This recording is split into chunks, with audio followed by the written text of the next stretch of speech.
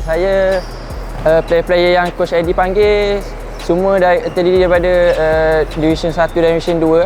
Tapi kali ni Coach Eddie panggil player muda lah.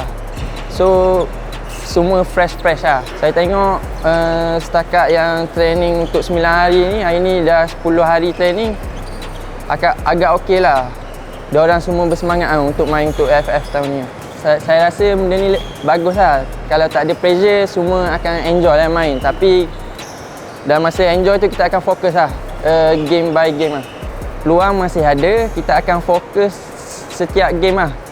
First game kita akan lawan Australia, second game kita akan lawan Indonesia, third game kita akan lawan Brunei. Tapi kita tak boleh pandang rendah semua lah, sebab semua dah prepare dari awal.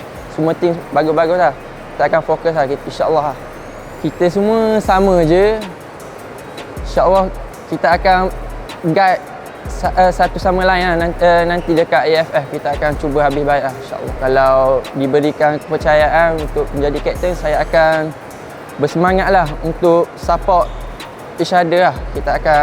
Saya akan cuba yang terbaik lah untuk negara ini.